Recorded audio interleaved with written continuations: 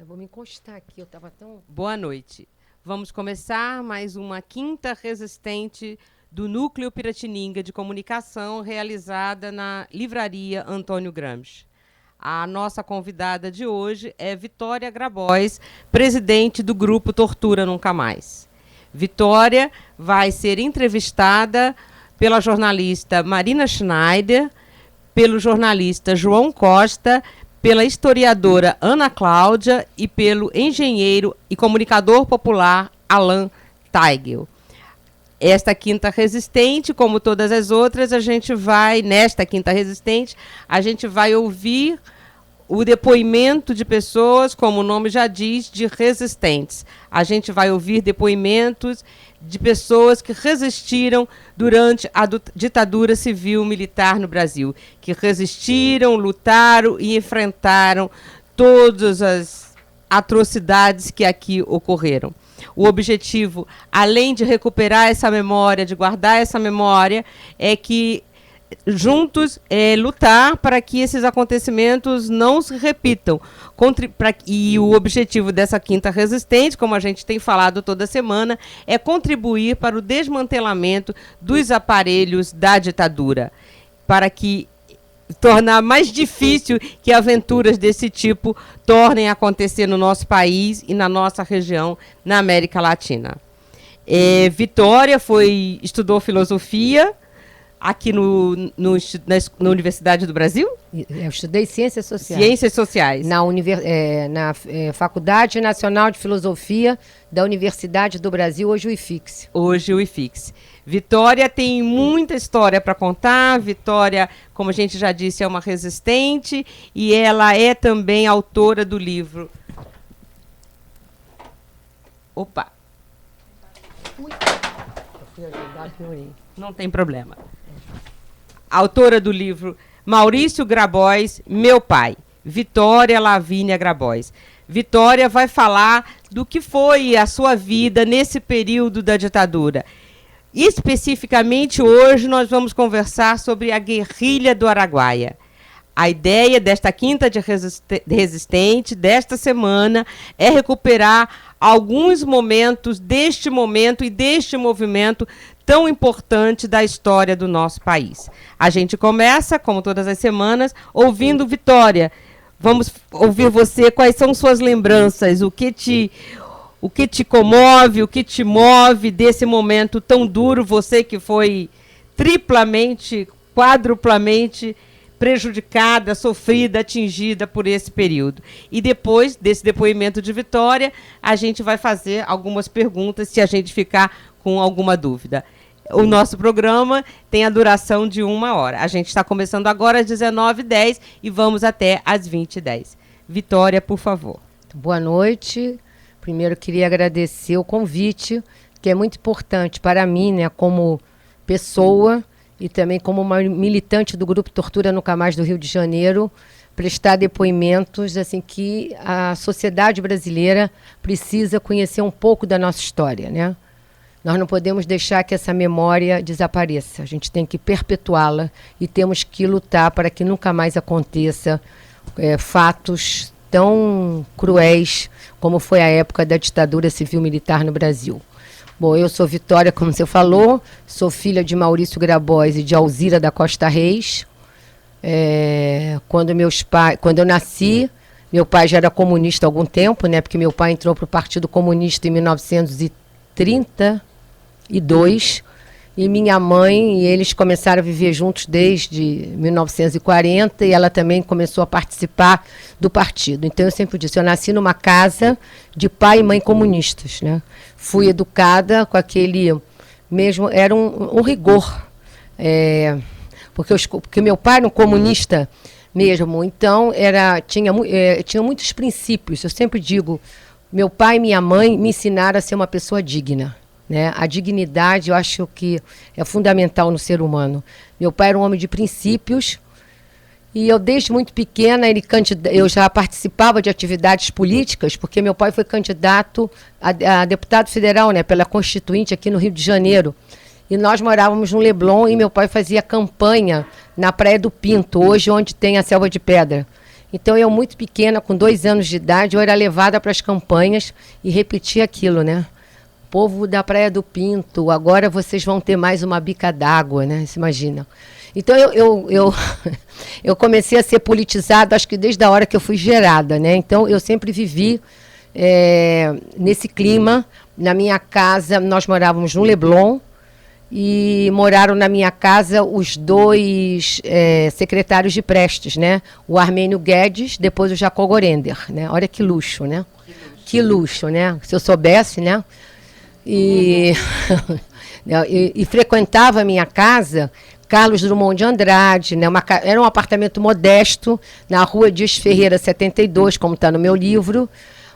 Era a casa do zelador, porque minha tia morava no andar de cima, e quando a minha mãe ficou grávida de mim, minha tia, eles moravam no quarto, falou que eles não podiam ficar morando naquele quarto, então tinha que ter um apartamento. Então era o prédio do zelador, quer dizer, o apartamento do zelador. E uma vez, quando a polícia também invadiu aquele apartamento, o Prestes estava na minha casa, e tinha um quintal, tinha um grande quintal que meu pai plantava, tinha abacateiro, tinha bananeira, né? E o fundo dava para a rua Ataúfo de Paiva. Então, Prestes e meu pai pularam o muro para fugir da polícia. Então, tem assim, muitas histórias, né? Até que veio, meu pai foi eleito deputado constituinte, né? O deputado em 1945, ele participou da Constituinte de 46.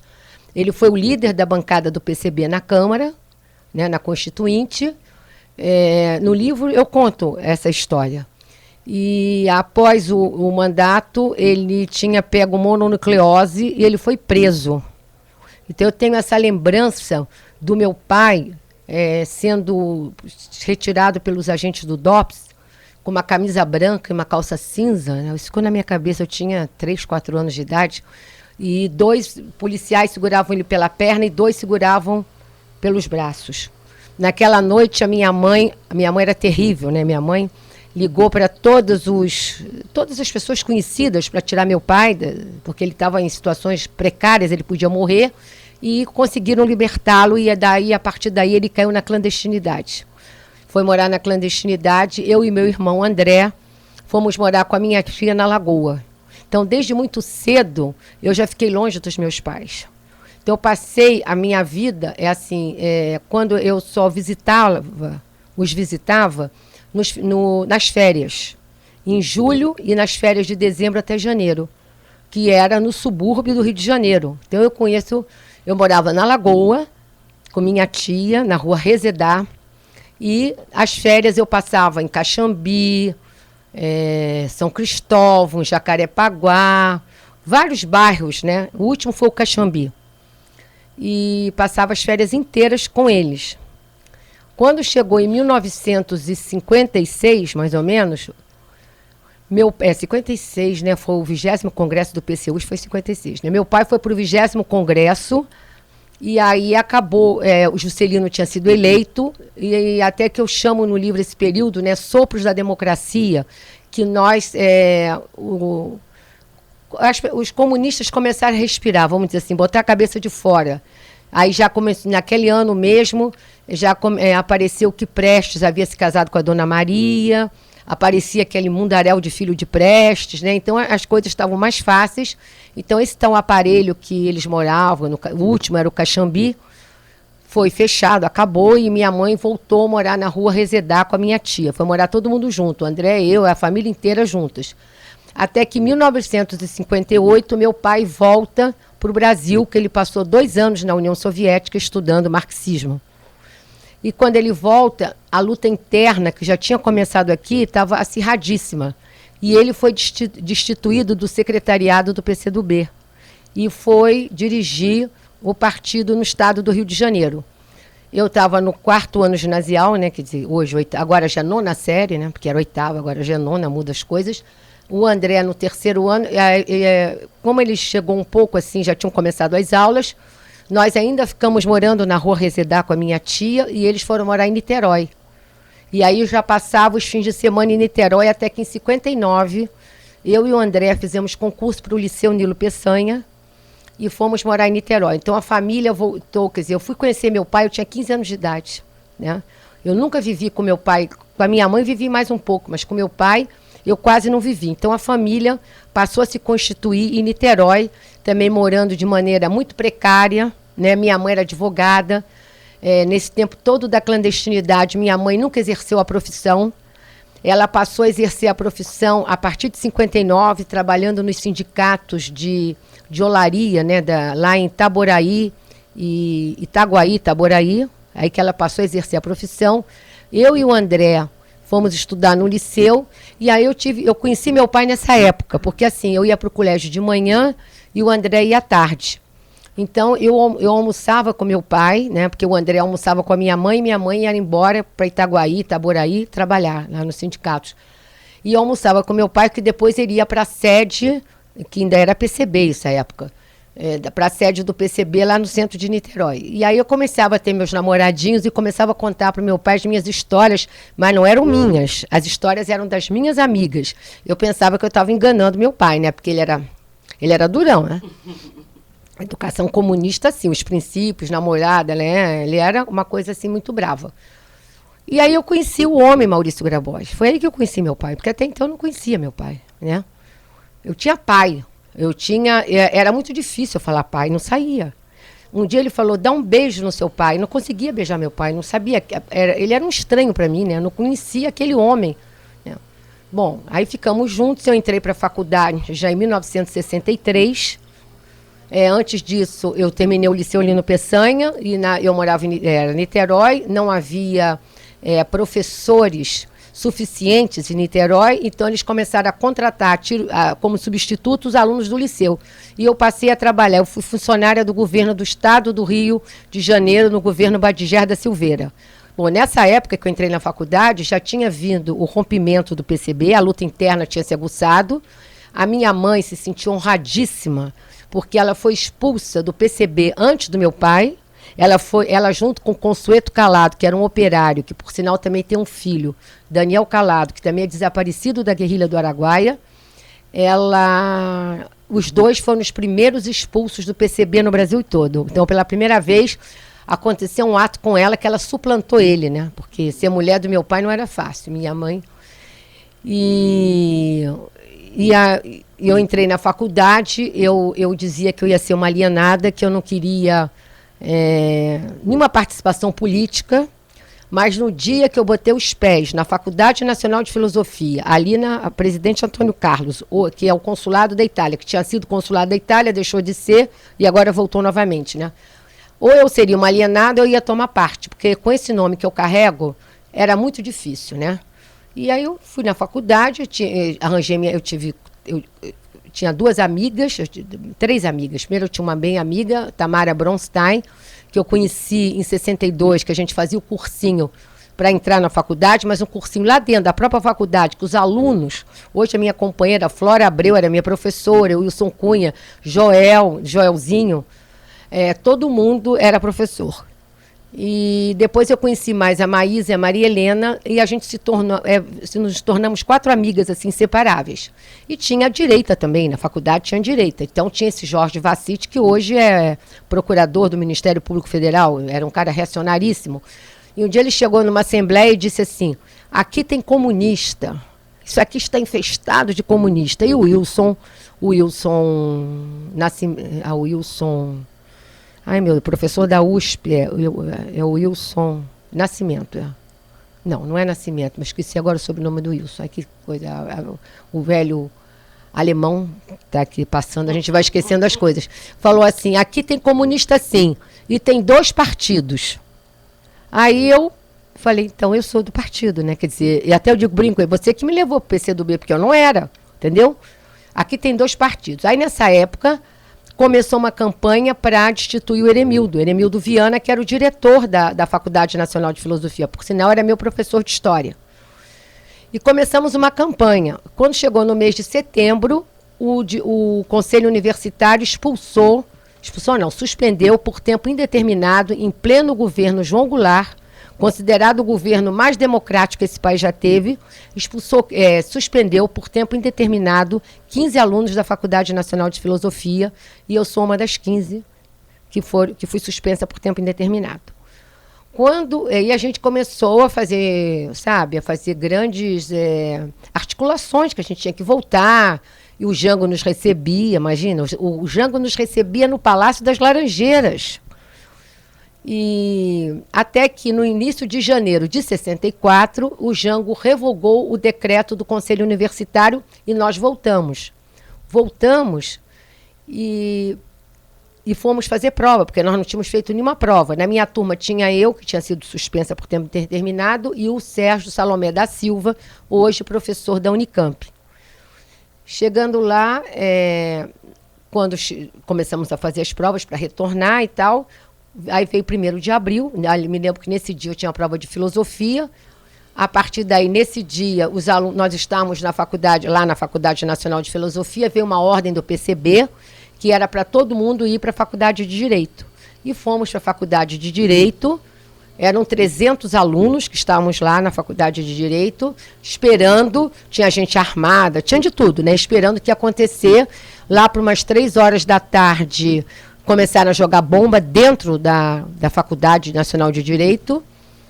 E quando foi lá para as 5, 6 horas da tarde, veio um comando do Exército, que eu não sabia quem era, também hoje tem na minha lembrança, aquela escada de mármore. Eu lá em cima, embaixo um comando, os caras todos com roupa mesmo de campanha, com aqueles, agora que eu passei aqui, vi a polícia militar com aqueles capacetes daquela maneira, só que era do Exército, e vira-se o capitão, que eu não sabia quem era, né? Hoje eu sei quem é, né? É o professor Ivan Proença, na hora nem podia passar na minha... E diz assim: vamos evacuar aqui o local e precisamos sair. Vamos sair de grupo de 5 em 5. Saem 3 homens e 2 moças, machismo danado, né? Os homens vão proteger as meninas. Quem é que é voluntário? Eu era muito doidinha, e aí levantei aí saí com quem? A primeira mulher a sair. Eu e o René de Carvalho, que é o filho do Apolônio de Carvalho. Aí saímos os 2. Entramos na rua Marechal Floriano, lá tinha uma delegacia de polícia que tem até hoje, né?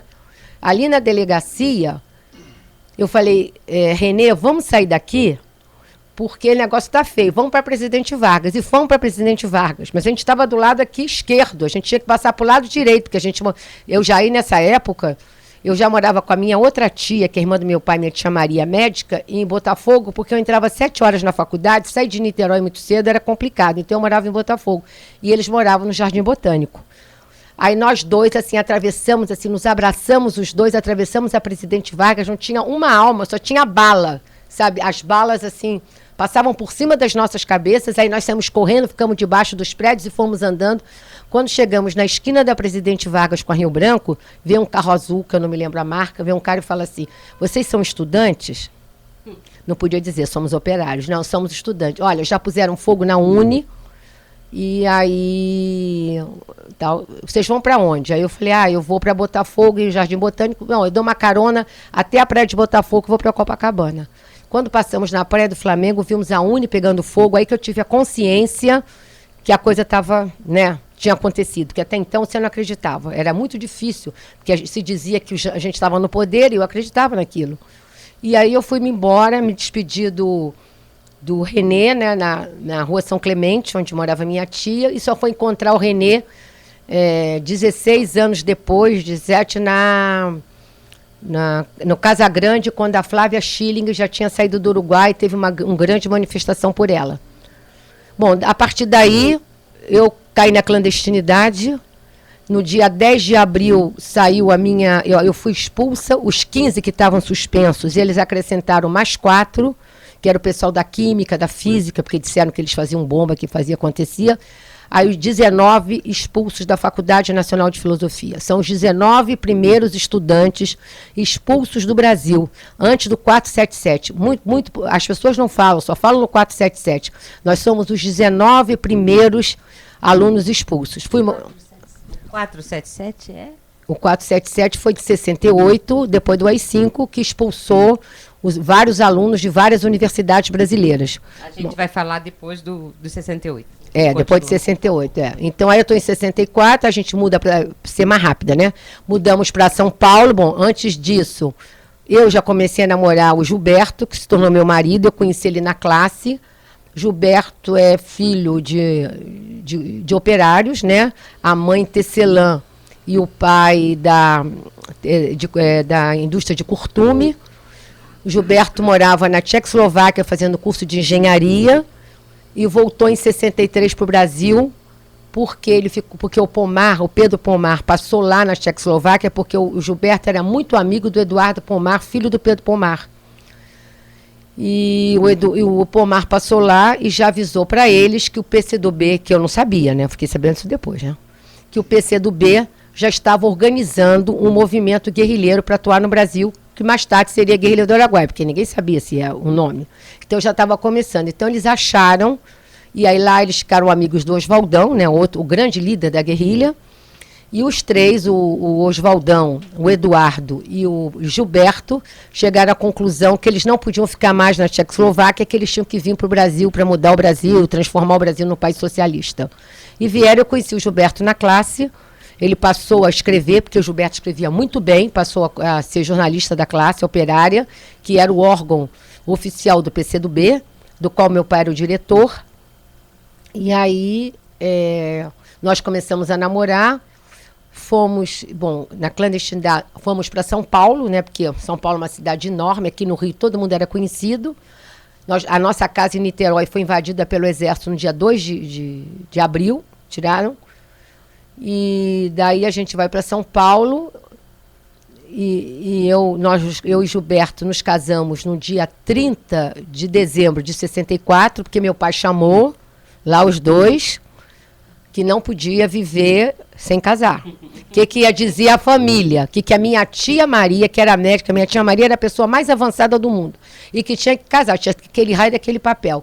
Aí o Gilberto, em setembro, tinha ido para a China, porque no dia 1º de abril, um grupo de militantes do PCdoB saiu aqui do Rio e foi para a China fazer curso de guerrilha, e eles foram para a China, eles não sabiam que tinha tido golpe no Brasil. Você vê que a comunicação, né, hoje com a internet, você sabe na hora o que acontece.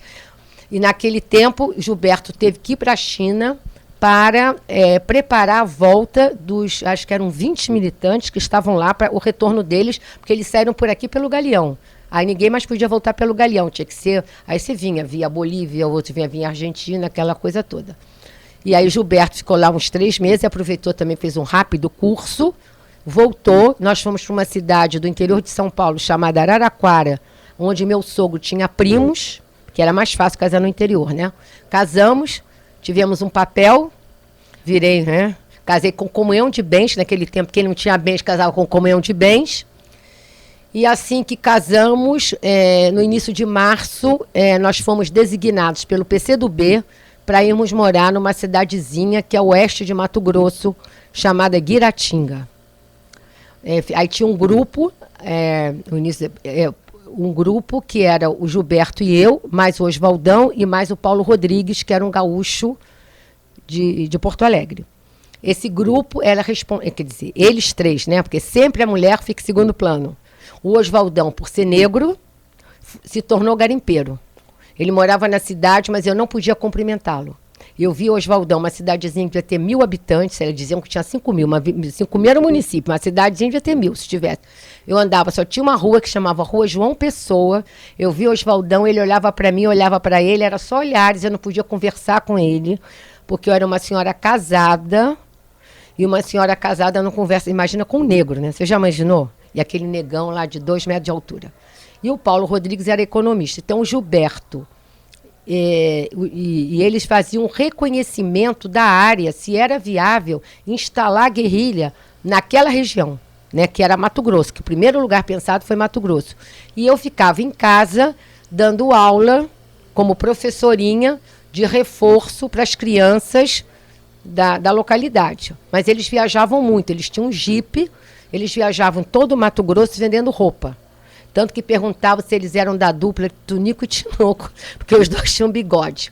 Um jipe da guerra, acho que o jipe dos anos 40, né? Foi onde, até tem um fato engraçado, que o Gilberto foi ensinar a dirigir naquele jipe, eu não conseguia aprender, porque era tão duro, eu não conseguia trocar a marcha, era um horror, não sei como é que conseguia dirigir aquele jipe. Bom, ficamos lá nessa cidade um tempo, e aí meu pai aparece um belo dia na nossa casa, e diz que aquele grupo ia acabar, não tinha discussão, e que o Comitê Central do PCdoB tinha decidido que mulher não ia participar da guerrilha. Olha só.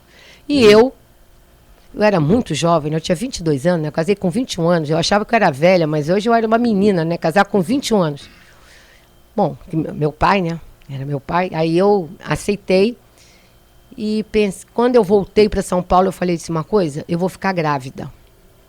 Porque se eu não tiver um filho agora, eu não vou ter mais. Então eu sempre digo isso e volto a dizer. O meu filho, o Igor, salvou a minha vida. Porque se eu tivesse ficado grávida, eu ia para a guerrilha. Mas como eu fiquei grávida e ele nasceu e eu não quis abandoná-lo, porque ele não pediu para nascer, o pai já foi para a guerrilha, ficar sem pai e sem mãe, que o Gilberto dizia, deixa com meu pai e com a minha mãe. Eu falei, você não tem filho para avó e avô criarem, né? E aí, se o meu filho não tivesse nascido, eu não estava aqui hoje falando com vocês. E a partir daí, eu adquiri uma identidade falsa, isso até antes de eu casar.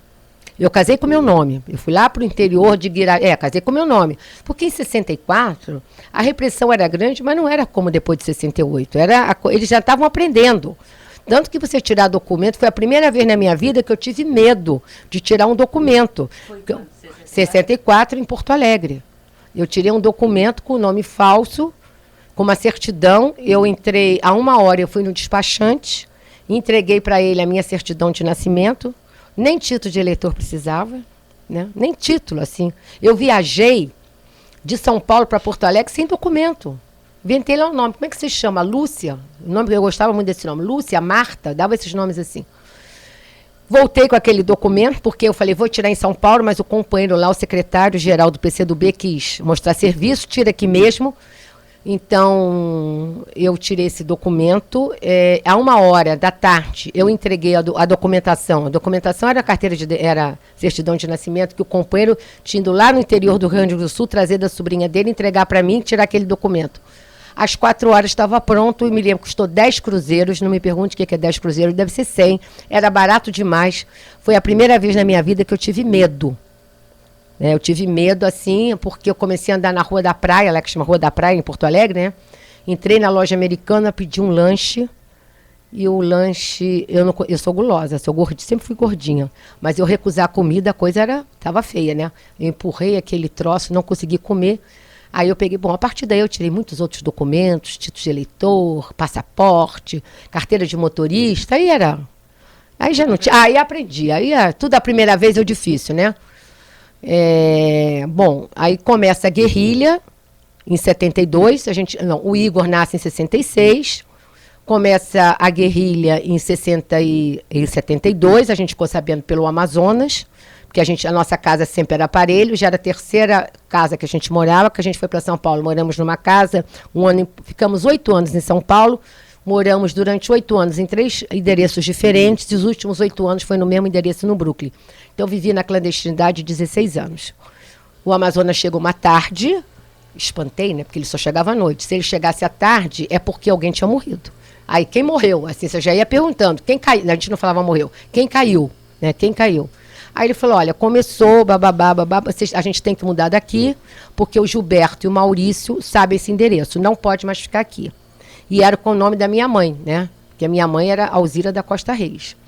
Mas agora todo mundo sabia que a Alzira da Costa Reis era mulher de Maurício Grabois. Então, vai ser no seu nome. Aí saí 2 dias desesperadamente em São Paulo, alugamos uma casa, eu aluguei uma casa no Brooklyn, e mudamos para o Brooklyn, tal, e tinha que mudar o nome do Igor, que foi outro drama na minha vida. Não sei se vocês leram o livro, eu conto isso no livro. Igor, um nome que hoje em dia qualquer jogador de futebol chama Igor, né? Mas naquela época, Igor era um nome assim diferentésimo. E todo o PCdoB sabia que meu pai tinha um neto que chamava Igor. Então tem que mudar o nome do Igor.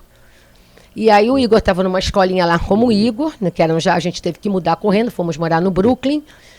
E eu botei ele numa escola, que as coisas, eu falei, olha, eu não tenho a certidão dele, eu vou para o Rio e tal, vim aqui para o Rio, fui para Cascadura, num cartório que tem Cascadura, registrei ele como meu filho, com nome falso, sem pai, né?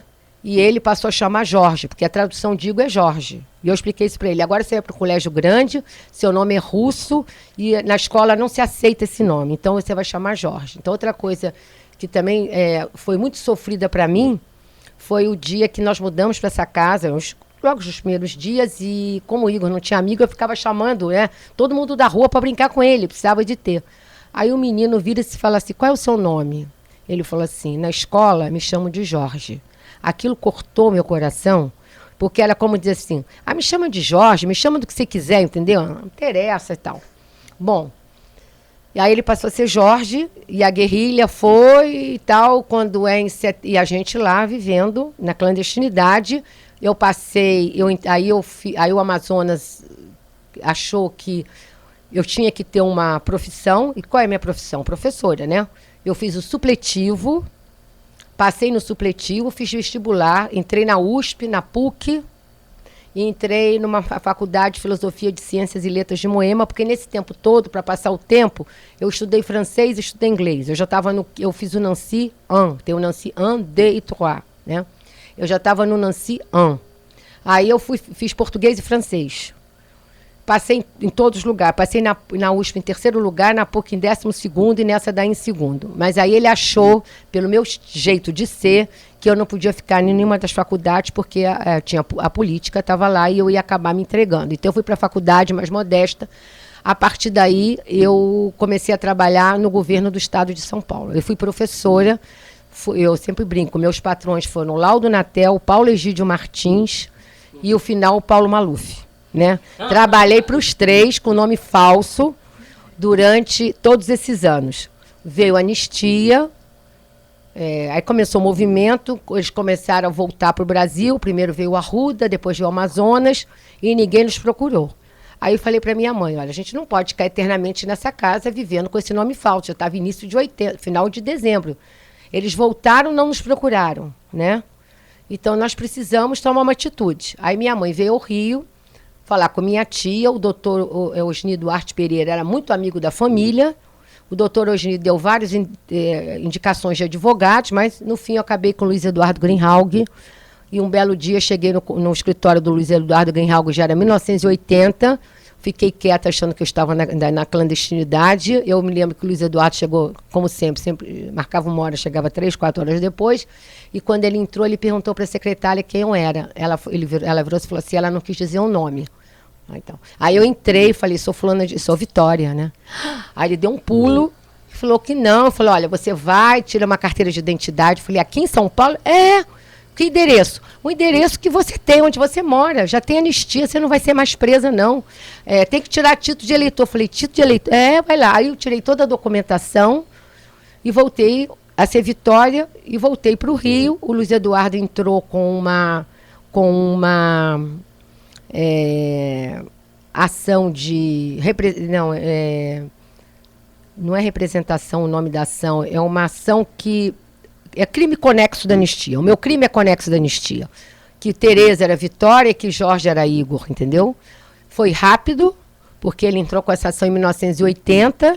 Em 81, o Conselho Regional aqui de Educação deu parecer favorável ao Igor, que eu entrei pelas vias legais, a juíza, foi tudo muito rápido. Em 82 eu já era, o meu diploma universitário já tinha sido revalidado, já tinha se passado para o meu nome, então foi uma coisa rápida, porque 82 era ano eleitoral, né? Então as coisas em 81 tudo andou bem rápido.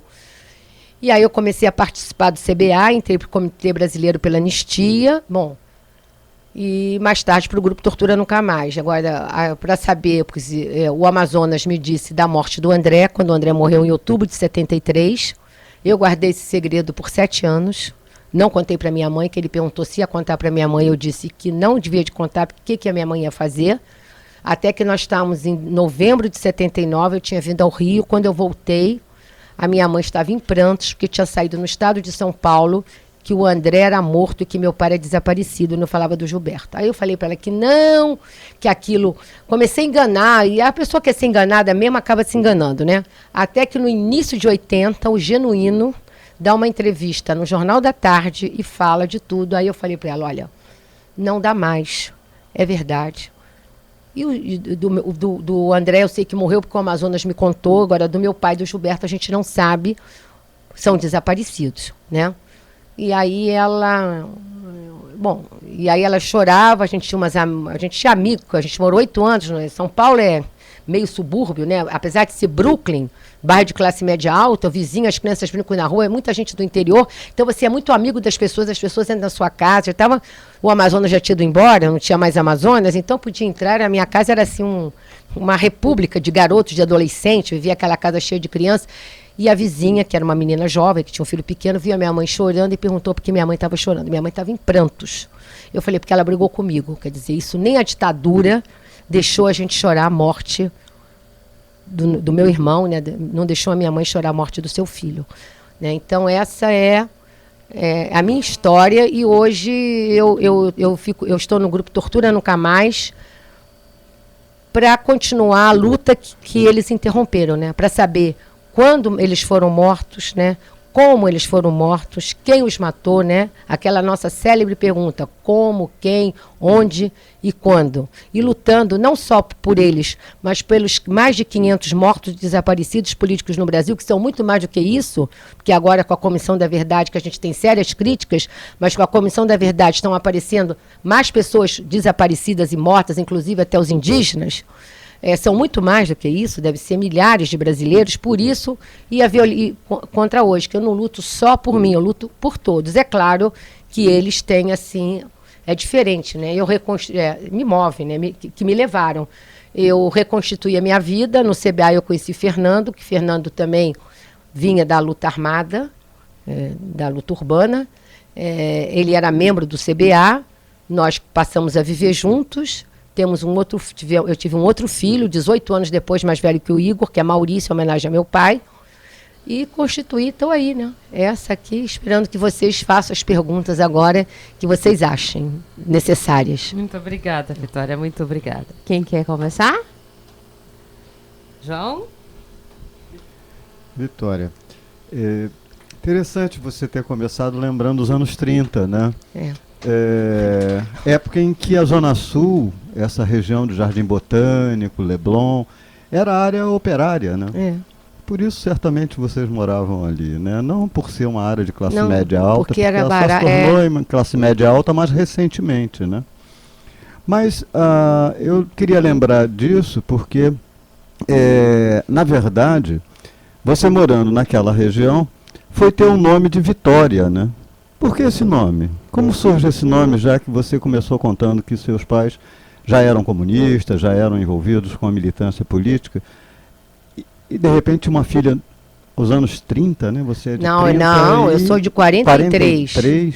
Novembro de 43, Porque tinha do cerco de Stalingrado, a União Soviética tinha ganho no cerco de Stalingrado contra os nazistas, e meu pai vislumbrou naquele fevereiro que o eixo seria derrotado e os aliados venceriam a guerra.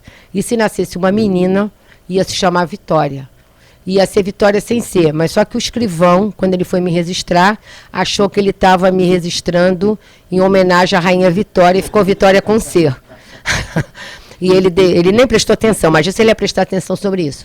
E eu queria dizer para você isso, a minha mãe era, naquela época dos anos 40, a minha mãe era da Associação de Mulheres da Gávea. A Gávea era chamada a Gávea Vermelha, porque tinha a fábrica de tecelagem carioca, onde hoje é a TV Globo, na rua Lopes Quinta, né? Então ali era uma zona operária, onde a PUC tinha o Parque Proletário da Gávea. E a gente morava no Leblon, porque era o bairro mais barato do Rio de Janeiro, chique, era morar em Copacabana, porque o bonde era muito longe, o bonde chegar até o Leblon. Então o Leblon era um areal que ninguém queria saber do Leblon, né? Por isso que a gente morava naquela zona. E isso é muito importante você saber conhecer, da Gávea Vermelha. E minha mãe, quando meu pai foi deputado constituinte, a minha mãe foi funcionária do Jardim Botânico. E tinha a base operária do Horto Florestal. Esse pessoal todo, essa luta que está lá dentro com esses... são todos filhos de comunistas que eram os jardineiros do Jardim Botânico. Tá bom. Tá no livro. Saber mais, tá no livro. Muito bom. Muito bom, Vitória. Me chamo Alain, eu trabalho na comunicação do MST aqui no Rio. E primeiro queria agradecer, né, que a tua presença para nós que não podemos viver esse momento. É muito bom ouvir esses relatos, né?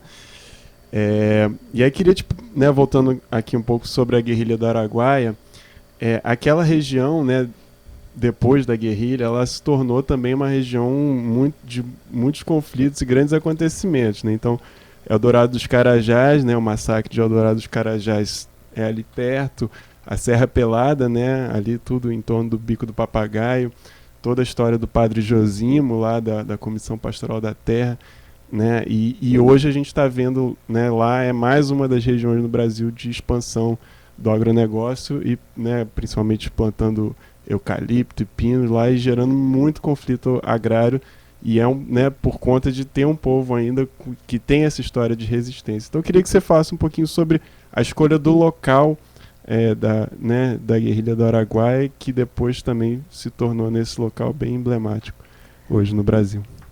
A escolha foi porque era uma região muito pobre, né, que continua até hoje, porque eu acho que o Mato Grosso já era mais povoado, não era, e lá eles acharam que as condições eram mais propícias para o início da guerrilha, né? E uma coisa que é interessante dizer é que muita gente fala que a guerrilha do Araguaia era um foco como o Che fez na Bolívia. Não é verdade. A guerrilha do Araguaia, como eu falei para vocês, em 63, nós ainda estávamos em pleno governo João Goulart, a gente se falava em golpe, mas ninguém tinha certeza que ia ter um golpe no Brasil. Eles já estavam preparando o movimento guerrilheiro, porque não sabia onde, porque tinha que estudar o local. E para lá foram deslocados os jovens. Foram muitos jovens médicos, né? A maioria dos jovens eles eram universitários, né? E quem não era médico aprendeu também a medicina. Por exemplo, a minha cunhada Crimeia, que viveu lá no Araguaia com o meu irmão, o André, e teve um filho, o Joca, a Crimeia fez 29 partos no Araguaia. Mas a Crimeia... A Crimeia já era enfermeira, né? Ela fazia a faculdade de enfermagem da UFRJ. Tinha a Dina, que era geóloga, também se tornou enfermeira. E tinha o principal, que era o doutor, tinha a Lúcia Maria, que veio aqui do Rio, que é da Unirio, o Elmo e o Duda, que é o irmão da Beth, nossa companheira lá do grupo. E eles eram estudantes de medicina e praticavam a medicina lá. Sendo o principal o João Carlos Haas, que já tinha feito mestrado na Inglaterra, ele era cardiologista, e lá ele começou no Maranhão, em Imperatriz, aliás, em Porto Franco. Eu estive lá ano passado, eu fui convidada pela Universidade Estadual do Maranhão, fazer uma palestra em Imperatriz para os estudantes lá, e eu fui até a cidadezinha que eles moravam em Porto Franco, que moravam o João Carlos, o André e o Gilberto, moravam juntos. E o prefeito da cidade deu para o João Carlos um hospital. O João Carlos tinha um hospital com tudo.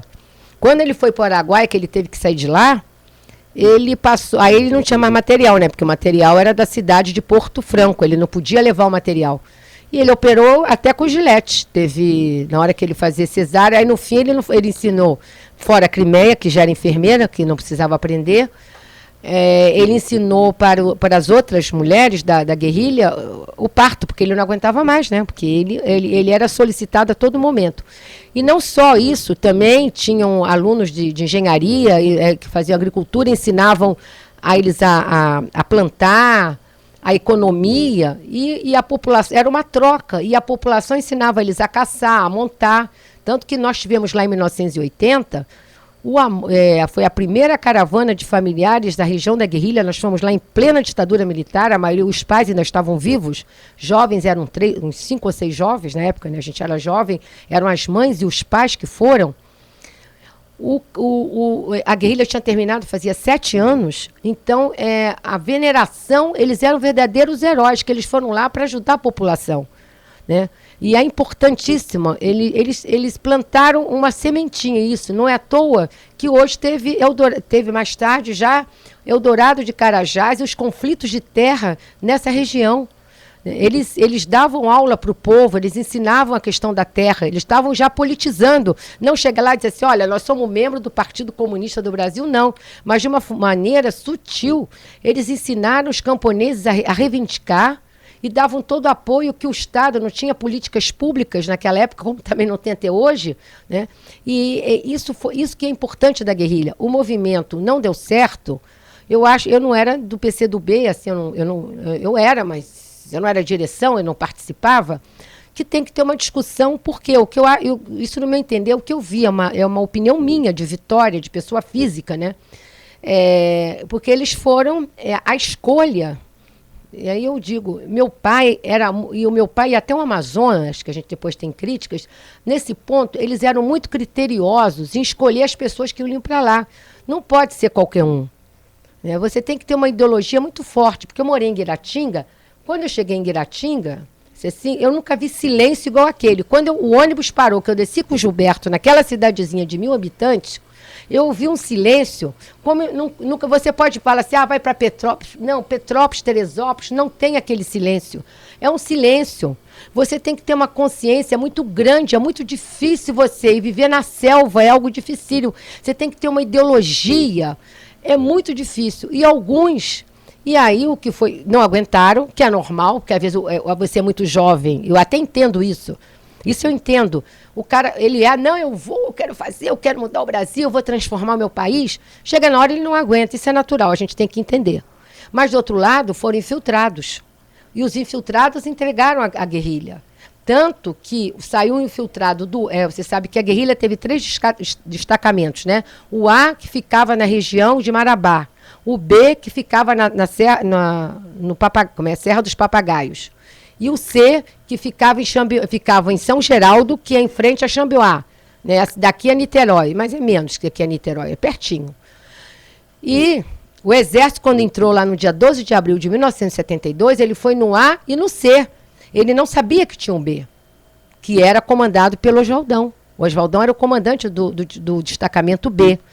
Então, as pessoas que fugiram, que entregaram, eles já estavam esperando mais gente, porque, inclusive, no dia 12 de abril, prenderam, né, a mulher do Genuíno, a Ryoko, que chamou atenção porque ela é japonesa, e mais o Eduardo, que era irmão do Antônio, da Dina, que depois saiu, e a Luzia. Foram presos 3. A Elza só escapou porque era velha. Então, mulher velha estava acima de qualquer suspeita, mas a juventude eles já estavam desconfiados. Então, ia entrar mais gente na guerrilha e eles não tinham a preparação militar não estava concretizada. Eles iam fazer um trabalho de massa muito maior do que aquele. Mas eu acho que o erro saiu da cidade. Os companheiros, quer dizer, eu não quero acusar ninguém, eu não posso acusar porque eu não era da direção. É leviano da minha parte eu falar isso. Mas eu vejo que eles escolheram mal as pessoas, né? Não é assim que você vai. Eu acho que é todo um trabalho. Quer dizer, os infiltrados... Bom, infiltrado tem a gente, né...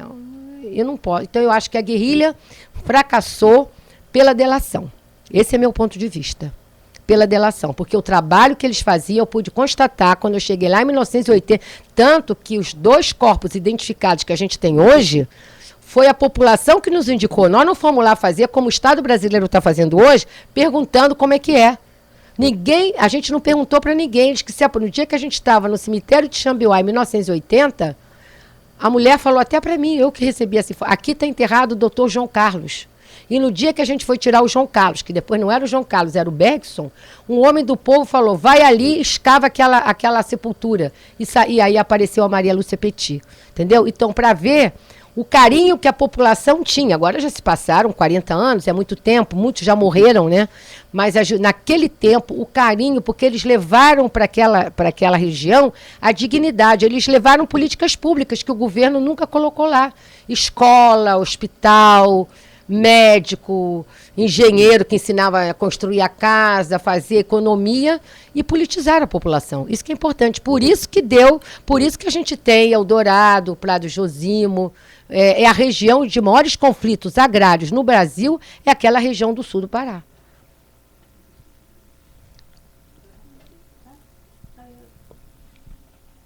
Continuando, você está falando da guerrilha, queria que você falasse um pouco mais para a gente o que significou, o que foi a guerrilha do Araguaia para você.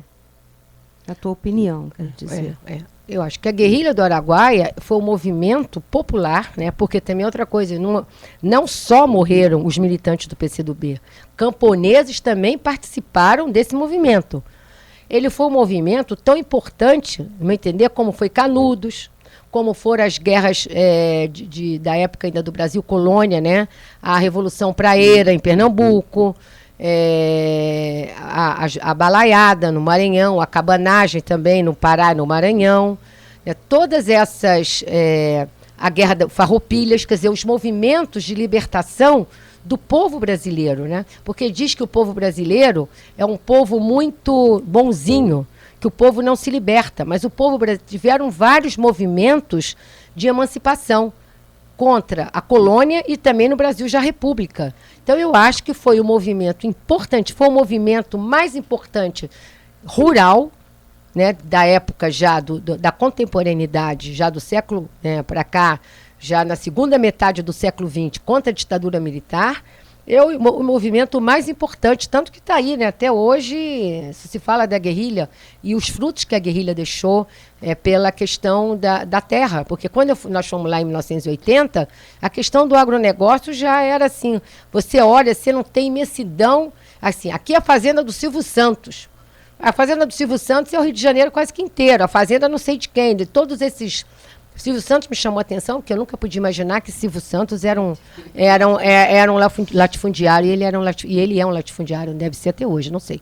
Mas eu acho de grande importância para o movimento de libertação do povo brasileiro. Apesar de eu ter sofrido, de eu ter perdido todos os homens da minha família, eu tenho certeza, eu considero o movimento mais importante de libertação do povo brasileiro no século XX. Você diz que a guerrilha ela estaria sendo preparada antes de 64. Para a maioria das pessoas, a guerrilha foi um movimento de resistência à ditadura. Então não é bem assim. Ela é também um movimento que queria um passo à frente. Queria um passo à frente. Derrubar o governo constituído e implantar no Brasil uma república socialista, né? Por isso que ele estava organizado, claro, ele se tornou resistente à guerrilha, né? Mas eu acho que a gente tem que ter, isso ver o PC, quando o Amazonas chegou, começou a dizer que era resistente. Acho que a gente tem que ter a coragem de dizer que ele se tornou resistente, mas que ele já era pensado antes, então, era derrubar o governo constituído e constituir uma república socialista no Brasil. Vitória, você fez questão de separar a experiência de Cuba, né, da experiência do Araguaia. O Araguaia, Cuba se liberta em 56, né, e o Araguaia começa em 63, né, um pouco antes, 66, né, se não me falha a memória. O Araguaia propriamente, mas eu não quis falar de Cuba, eu quis dizer em relação à Bolívia. Sim. A pergunta que eu acho interessante primeiro no seu livro você reproduz, inclusive, a abertura que seu pai, que foi um dos tradutores do livro do Che, né, sobre a guerrilha, ele faz uma abertura e ele faz uma certa relação nisso, porque ele aponta certas perspectivas a partir daquela experiência cubana. Eu queria que você falasse um pouco disso também. E gostaria que você falasse também uma questão que me parece muito relevante para a nossa atualidade, que você fala em seu livro, num certo momento, que o PCdoB acabou, né? E hoje ele ainda existe com esse mesmo nome, um certo grupo político, não obstante, bastante diferente daquela experiência, daquela trajetória. Fala um pouco disso para a gente. Eu queria deixar claro que meu pai era um grande admirador da Revolução Cubana, inclusive de Fidel Castro. Ele teve em 61 ou 62, não me lembro, em Cuba, 61, né? Meu pai teve 61 com Fidel.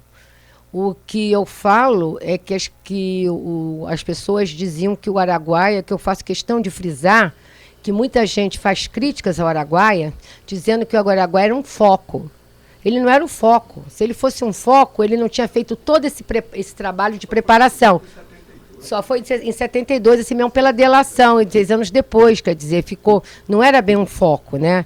Eu não estou criticando o Che, eu estou dizendo assim que as pessoas falam isso criticando o Che, as maiorias que as pessoas, até a esquerda, né? Muita gente da esquerda que tem, muitas pessoas de esquerda eu ouço, fazem críticas ao Araguaia, são contra esse movimento, mas eu acho que naquele momento que a gente vivia, era válido. Acho que qualquer movimento, qualquer companheiro, mesmo na guerrilha urbana, como na guerrilha rural, para derrubar o governo, o regime militar, eu acho que tudo tem seu momento na vida, né? Tem tudo sem o seu momento. Eu acho que hoje nós não temos. Eu digo isso no livro com todas as letras, né? O PCdoB acabou nas selvas do Araguaia em 1974, quando o último guerrilheiro foi pego.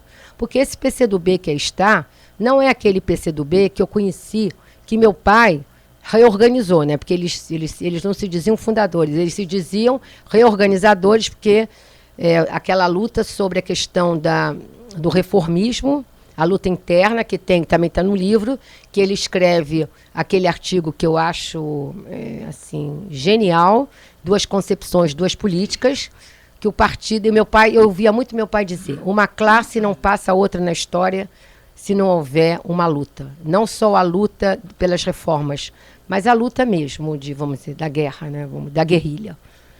E esse PCdoB que aí está, não é mais aquele PCdoB, porque ele como é que eu vou...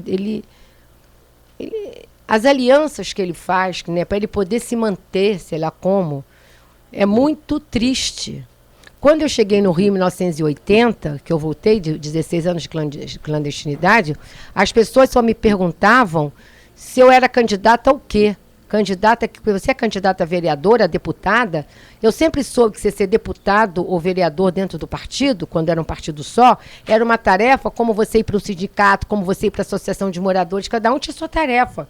E agora o governo que se vende, que se alia, aqui no Rio de Janeiro principalmente, que se alia a Sérgio Cabral, que se alia a Eduardo Paes, quer dizer, eles renegam, eles nunca trabalharam em prol da memória, da verdade e da justiça pelos mortos do Araguaia e nem pelos que morreram na cidade. O PCdoB é a organização que mais perdeu militantes durante a ditadura militar. Foram 70 no Araguaia, são 90 militantes mortos ou desaparecidos, que tem os mortos. Então o PCdoB nada faz em prol, agora que está na moda a Comissão da Verdade, que isso tudo é uma luta nossa dos familiares, eles resolveram agora também pegar essa bandeira para eles, né? Mas é muito triste se venderem por cargos, fazerem alianças espúrias, no meu entender. Por isso, meu pai, onde está, deve estar se mexendo, né? Vitória?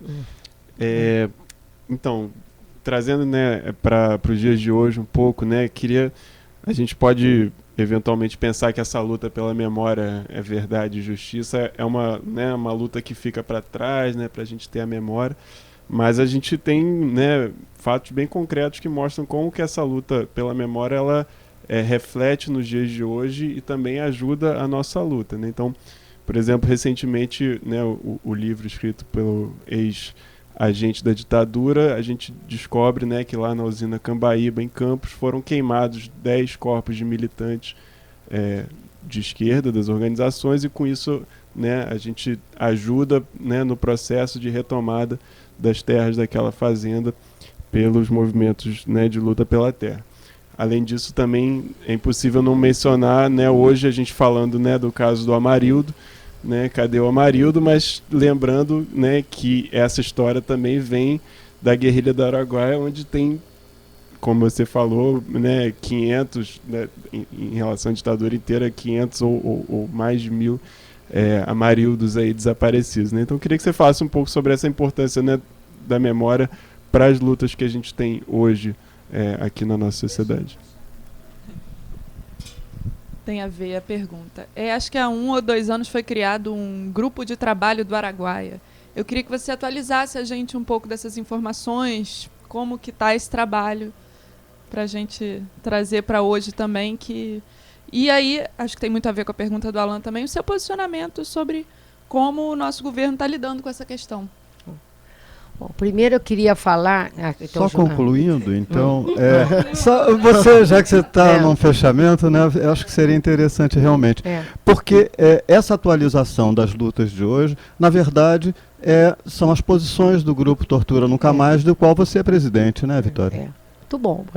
Primeiro, boa pergunta. Eu queria falar para o Alain que esses livros desses agentes do Estado que participaram do sistema repressivo, eu considero contra-informação. Porque a luta do Grupo Tortura Nunca Mais do Rio de Janeiro é pela abertura dos arquivos da ditadura. Nós não pode ser que isso até tenha sido, que isso tenha acontecido. Mas isso não pode ser feito dessa maneira leviana como essa pessoa fez. Sabe? Que eles foram para lá, a questão da Casa da Morte, tudo. Porque isso é uma questão, para a gente que está mais na luta, uma questão política, mas para as famílias, nós que somos militantes do Grupo Tortura Nunca Mais do Rio de Janeiro, que convivemos com as famílias, a gente sabe a dor que isso é. Isso traz novamente, porque, é claro, essas pessoas, não é que você nunca pode formar um luto de um desaparecido, porque o luto só é formado quando você vê a materialidade da morte, você vê a pessoa morta ali, né? No dia que a minha mãe morreu, eu falei assim, eu enterrei os 3, porque eu enterrei a minha mãe com eles, né? Com meu pai, com o André e com o Gilberto.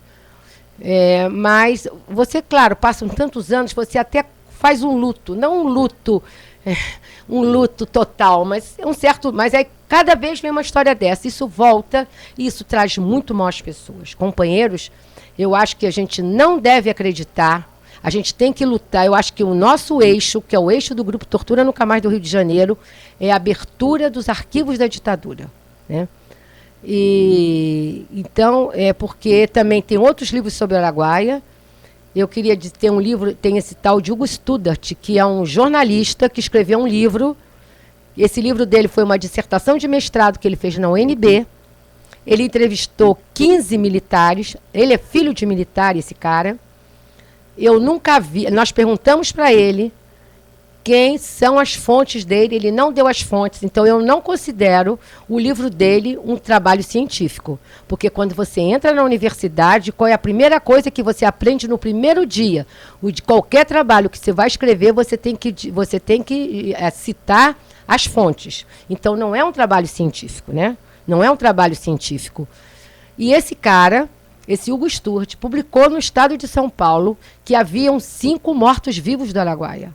E ele precisa provar. Cadê? Então isso causa um grande mal-estar. Inclusive a nossa companheira, que é a tesoureira do Grupo Tortura Nunca Mais, já foi presidente do Grupo Tortura Nunca Mais, Elizabeth Silveira, que é uma pessoa que está na luta. Um desses mortos-vivos que ele aponta é o irmão dela. E ela diz que ela não acredita. Mas lá no fundo, vem a dúvida. E isso causa. Isso é uma militante, uma mulher que está na luta ali no dia a dia, né? Bom, eu queria dizer para vocês que foi criado o Grupo de Trabalho Araguaia em cima da sentença da Corte Interamericana de Direitos Humanos, né? A comissão. Os familiares do Araguaia entraram com uma ação em 1982. Essa ação foi transitada e julgada em 2007 e até hoje ela está em fase de execução. A juíza já ouviu o Curió e já ouviu o Lício Maciel, que são os principais, e vários soldados e cabos, mas eles não dizem nada de concreto. Então, nós já temos que abrir os arquivos, porque eles chegam na frente, eles mentem descaradamente. Eu assisti o Curió em Brasília 8 horas e o Lício aqui 9 horas, que como ele mora no Rio, e ele respondeu por carta precatória, e eles são cínicos e desavergonhados, é a palavra. Eles não falam, eles não sabem de nada, né? E aí, como em 1995 essa ação ia e vinha, nós resolvemos enviar um processo para a Comissão Interamericana de Direitos Humanos, que também demorou 13 anos, algo inédito no sistema interamericano, geralmente demora 2 anos, o nosso demorou 13, porque nós tínhamos como presidente da República Fernando Henrique Cardoso, considerado um grande intelectual, abertura política no Brasil, e o nosso processo ficava engavetado. Então, em cima disso, já em 2009, o Jobim, sabendo que o Estado brasileiro ia perder a ação na Corte, ele se adiantou à proposta da corte e criou o grupo de trabalho Tocantins, que nós brigamos, depois se transformou em grupo de trabalho Araguaia. Quando nós estávamos na corte, em maio de 2010, o presidente da época, Luiz Inácio Lula da Silva, enviou ao Congresso Nacional o projeto de Comissão da Verdade, porque ele tinha certeza, quer dizer, o Estado brasileiro, né, tinha certeza que uma demanda da Corte seria a criação de uma Comissão da Verdade. Então, só existe Comissão da Verdade hoje por causa da sentença do Araguaia. Você vê a importância, quando eu disse aqui antes que a Cláudia me fez a pergunta da importância do Araguaia, ele é tão importante que eles tiveram que se adiantar. Isso. O grupo de trabalho, a última reunião do grupo de trabalho aconteceu dia 30 de julho. No dia 20 de dezembro, nós tivemos uma reunião com o ministro da Defesa, o Celso Amorim, com a ministra da Secretaria de Direitos Humanos da Presidência da República, Maria do Rosário Nunes, e o Ministério da Justiça mandou representante, o ministro não foi. Nos prometeram várias coisas, já passa de dezembro para agosto, são 8 meses, nada foi cumprido. A única coisa, eles fizeram escavações no cemitério de Xambioá, tiraram 25 ossadas, é claro que 25 ossadas não são de guerrilheiros todas, porque foram enterrados, eles mesmos já sabem disso, só foram enterrados em Xambioá 14 militantes, os 14 primeiros que morreram em 72, porque a partir de 73 eles não enterravam mais, eles cortavam as cabeças e as mãos e mandavam para Brasília para identificar e jogavam os corpos no rio ou enterravam lá em Xambioá, onde era a base deles. Então, os 14 primeiros que morreram, daí nós já identificamos 2, tem um que foi tirado, que a gente tudo leva a crer, que era o marinheiro Manuel Chaves, porque só tinham 2 homens velhos na guerrilha, o Chaves e meu pai. E o esqueleto que foi achado lá no cemitério de Xambioá é de um homem velho e negro, né? Porque o Chaves era negro.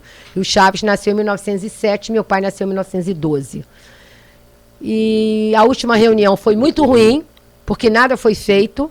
Os familiares, mais de 40 familiares, escreveram uma carta dizendo para terminar esse grupo de trabalho Araguaia, porque da maneira como ele está sendo feito, sem planejamento e sem informações, a gente não vai a lugar nenhum. A equipe de antropologia forense da Argentina, que foi uma vez chamada para ir, ela voltou porque não dá para procurar, é muito difícil.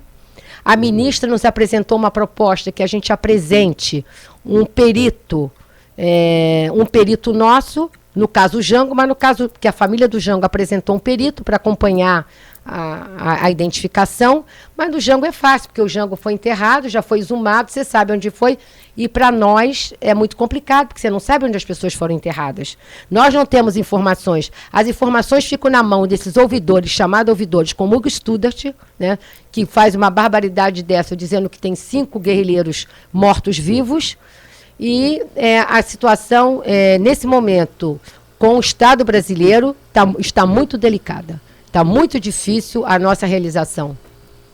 Vitória, como a pergunta que ela fez apontava para a questão da atualização, você já passou por uma questão que eu acho que é muito relevante. Quer dizer, os 3 últimos presidentes foram presidentes e foram também perseguidos pela ditadura, né? Não obstante, o processo da comissão, o processo do desvelamento dos crimes da ditadura ainda continua desse modo que nós estamos hoje, né? E como é que você vê essas lutas de hoje que põem em questão toda essa forma constituída de poder? Eles foram perseguidos, mas a única mesmo que eu acho que foi perseguida é a Dilma, né? Que foi presa política, foi torturada. Fernando Henrique saiu do Brasil porque ele quis. E o Lula...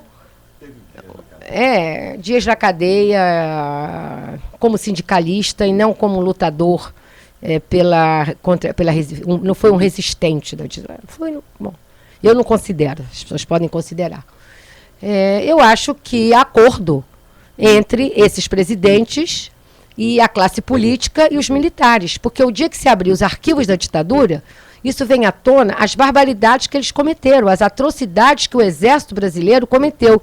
Porque o Exército Brasileiro, ele é tão violento, a gente sabe da Guerra do Paraguai, né, que o Caxias matou milhares de crianças, mulheres, acabou com a metade da população do Paraguai. indígenas, toda a população civil, né, sempre se matou indígena nesse país. Canudos é outra barbaridade, foi um massacre que fizeram com Canudos, foi o Exército Brasileiro. Então, que até hoje os arquivos do Paraguai não foram abertos. Então, eu acho que é um acordo que tem com os militares em nome da governabilidade. Só pode ser, porque na Argentina, nós tivemos agora um ditador que morreu na cadeia. Sim, não foi mais alguma coisa, é a questão da justiça. Tem que se ter justiça no Brasil. E hoje nós temos Amarildos aí outra vez, por isso. O Brasil é o país da impunidade. Sabe com quem está falando? Né? A Polícia Militar no Brasil hoje é dirigida pelo Exército Brasileiro. Oficiais, a primeira que eu me lembro, Figueiredo, dirigiu a Força Pública de São Paulo. Né, antes de ser presidente, antes de ir para o SNI. Então, essa beligerância que eu acabei de ver agora entrar aqui, que está aqui na Cinelândia, parece que a gente está na época da ditadura militar, isso tudo é porque a impunidade continua nesse país. Eles podem matar, eles não são condenados, eles não são processados, nada acontece com eles. Eu acho que para acabar com a violência, a gente precisa também da justiça. A justiça tem que ser feita. Essas pessoas que cometeram crimes de lesa humanidade, essas pessoas precisam ser processadas, essas pessoas precisam ir para o banco dos réus. Agora, se eles vão ser presos ou não, isso é uma outra questão que cabe à justiça brasileira, não a mim. Quem vai julgar são os juízes. A gente começa a se aproximar do fim e gostaria de encerrar esse nosso depoimento tão bonito, tão emocionante, tão enriquecedor do ponto de vista da história, do conhecimento da história do nosso país. Queria pedir para você falar um pouco do que você se lembra dos guerrilheiros. Quem eram essas pessoas, essas mulheres, esses homens? Quem você conhecia que foi para o Araguaia, além de seu marido, seu pai, seu irmão? E quem era esse seu irmão? Quem era esse seu marido? O que eles queriam? Falar um pouco para a gente terminar homenageando essas pessoas e conhecendo um pouco mais delas. Então, vou começar pelos que eu conheci. O que eu conheci mesmo, já lá em Guiratinga, foi o Paulo Rodrigues. Eu tinha 20 e poucos anos, Gilberto também. E ele já era um homem de 30 e tantos, eu já achava que quando você tem 20, quando você viu de 30, você acha que ele é muito mais velho que você. Era um cara muito carismático, muito inteligente, um economista, que tinha um alto emprego no Rio Grande do Sul, que largou tudo para lutar em prol da liberdade e da justiça, né? E era um cara assim, mais assim, fechadão, entendeu? Até ele é assim que eu conheci. O outro que eu conheci quando o Gilberto chegou da Tchecoslováquia, que era o grande amigo dele, que era o Oswaldão. Era um cara, assim, de uma humanidade, e o Gilberto sempre me dizia que o Oswaldão, ser negro, né, 2 metros, em Praga, era o homem mais cobiçado de toda a Praga. Praga é uma cidade pequenininha de 800, que ele era, assim, terrível, né? Mas ele era de uma doçura, ele tinha ele transmitia uma doçura muito grande, e eu ficava assim um pouco indignada, porque São Paulo é um estado, principalmente a cidade de São Paulo, é muito racista, né? E eu grávida do Igor, com barrigão assim, na Rua Augusta, ele e Gilberto, fomos ver Morangos Silvestres, lá na Rua Augusta, no cineminha da Rua Augusta. Quando terminou o filme, nós sentamos num bar, assim, né, para tomar um negocinho lá, né? Eu não podia beber, né, porque eu estava grávida, um refrigerante, comer uma pizza, não lembro mais. Todo mundo olhava, né, assim, um casal de brancos com aquele negão, né? E o que eu lembro dele, ele tinha vindo já da região da guerrilha, porque o Igor já tinha 2 anos, o Igor nasceu em 66, isso era 68, nós fomos ao Ibirapuera, ele abria assim as pernas e o Igor brincava, sabe, de ponte? Passava debaixo, que ele era tão grande que de uma criança de 2 anos passava assim na maior debaixo da perna dele. Assim, de uma coisa com o Igor, assim, ele ria, o Igor ficou encantado com ele, né? Tal. O André era meu irmão, né? Eu era mais velha do que ele. Era um menino, assim eu chamava, o menino do Rio. O André era esportista, fluminense doente, porque eu era fluminense, aí tem que contar a história. Meu pai era Botafogo, então a família toda do meu pai era de botafoguense. E a família da minha mãe era toda de fluminense. Lá em 1951, o Fluminense foi campeão, né, com Castilho, Píndaro e Pinheiro, não lembro, Telheiro, ponta esquerda. E aí aí sabe como é que é criança? O time foi campeão, eu virei Fluminense. Aí o André também, o André era um torcedor fanático do Fluminense. O André era um grande jogador de bola, um grande nadador. O André nadava de Caraí a São Francisco e voltava. Era pescador, pescava siri na praia, né? Foi quando eu cheguei no Araguaia, fiquei impressionada pelo carinho que a população tinha por ele. Ele arranjou um amigo lá, o Lauro, que ele ensinou o André a montar cavalo sem sela. Segundo meu pai, o pessoal vinha da cidade, não tinha. O André era um que tinha mais noção da selva, sabia se dirigir pela selva, né? Era um grande jogador, isso mais importante, ele era um grande jogador de xadrez. Com 8 anos ele jogava xadrez, e o Luiz Alberto Bahia, que era o editor-chefe do Correio da Manhã, morava na Rua Resedar, e o André ganhava do Luiz Alberto Bahia. Ele chamava assim: não pode ser esse menino com 8 anos ganhar de mim. Ele não admitia que o André ganhasse dele no xadrez. Você imagina, com 8 anos ele ganhava do grande editor, que era um cara inteligentíssimo, editor do Correio da Manhã. Então, era assim, amoroso. A primeira namorada dele, ele teve lá em Porto Franco. Ele pegou uma malária falcípara, foi para São Paulo para se curar e voltou, mas ele estava apaixonadíssimo, muito apaixonado pela garota, e voltou para lá. E depois ele conheceu a Crimeia, o filho que ele nunca conheceu, que é o Joca. Desenhava. Minha mãe também, minha mãe era ceramista e desenhava, ele puxou isso da minha mãe. Ele desenhava muito bem. Era um menino. Ele foi para o Araguaia com 18 anos porque perdeu a escola, não pôde ir para a escola, não tinha que fazer. Aí foi para a China. Olha, uma coisa importantíssima que está no meu livro. Quando ele chegou na China para fazer o curso de guerrilha, os chineses queriam separar ele dos companheiros, porque ele era filho do dirigente. Ele ia ficar separado. Ele falou assim: não, vou ficar com os meus amigos, com os meus companheiros. Eu não quero regalia, eu quero o que é para eles, é para mim, né? Um grande homem. Gilberto era um cara muito inteligente, muito sensível, que recitava para mim poemas, dizia para mim que era Augusto dos Anjos. É uma idiota, acreditava, no fim era poemas dele. Ele tinha assim um estilo meio Augusto dos Anjos. Escrevia muito bem pelas cartas que ele me mandou. Dá para entender que ele escrevia, dá para se ver que ele escrevia bem. Ele era, apesar de ele ter feito engenharia, ele era muito pro lado das humanas, era um cara muito humano, apaixonadíssimo pela mãe, tinha assim com a mãe, né, como todo homem, Freud explica, né? Assim, um grande carinho pela mãe. Também foi da juventude do partido, amigo do Éder, isso eu também falo no livro, amigo do Éder Joffre. Ele era da juventude comunista, quando tinha um partido só, então faziam lutas. Ele lutava bem boxe, mas lutar com o Éder Joffre era covardia, né? Tal. Ele era, assim, um humanista. E meu pai, uma coisa inédita que as pessoas podem não acreditar, eu vi meu pai chorar 2 vezes.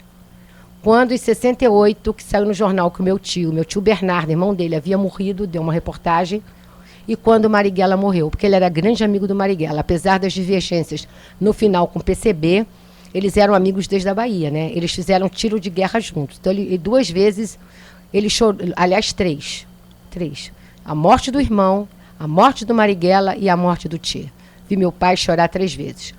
Adorava o Igor, ficava assim, era apaixonado quando ele chegava. Meu pai era guloso, então brigava. O Igor tinha 3, 4 anos de idade, brigava porque comia bombom, sabe? Abria aquela caixa de bombom, que eu não vou dar um nome aqui até hoje, né? Para fazer propaganda para o capitalismo. E aí você comeu mais bombom do que eu. Era apaixonado com tudo que o neto fazia. Cometeu assim que eu sinto assim, eles eram muito corretos com a vigilância, né? Porque ele passou o ano de 71 para 72 com a gente. Ele, minha mãe e o Igor foram para o Jardim Zoológico em São Paulo, que o Igor lembra do avô andando no trenzinho do Jardim Zoológico de São Paulo. Quer dizer, ele quebrou um pouco a segurança para estar do lado do neto. E que chorava em filme do mais bobo possível, sabe? Filme de amor, comédia romântica.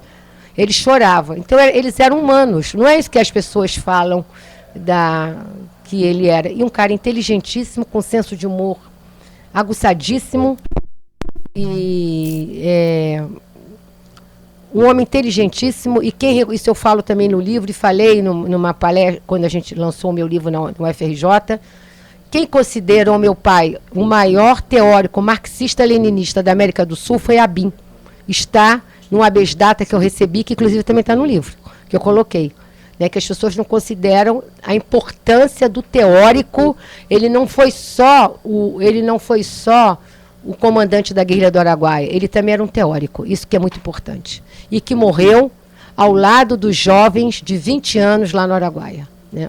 Aos 61 anos, ele morreu junto com os jovens de que ele lutou. Eles eram muito humanos, eles eram pessoas como nós somos. Isso, especiais, porque largaram uma vida na cidade, que tem os de classe média, que depois eu conheci as mães, como Guilherme Lund. Eram pessoas de classe média alta, que largaram o conforto da zona sul do Rio de Janeiro, moradores de Ipanema e Leblon, que foram para as selvas do Araguaia e deram a sua vida em prol da justiça e da liberdade. A gente está terminando agora. Muito obrigada, Vitória, João, Marina, Alan, Ana Cláudia. E a gente encerra mostrando Maurício Grabois, meu pai, de Vitória Lavínia Grabois. Está à venda aqui, ainda faz propaganda, à venda aqui na livraria Antônio Gramsci. Muito obrigada, boa noite. Que delícia conversar com você. Você gostou? Eu ficaria aqui a noite toda. Nossa, eu não te conhecia assim, não. Eu conheço mais teu filho, né? O Igor, né? Muito. Muito.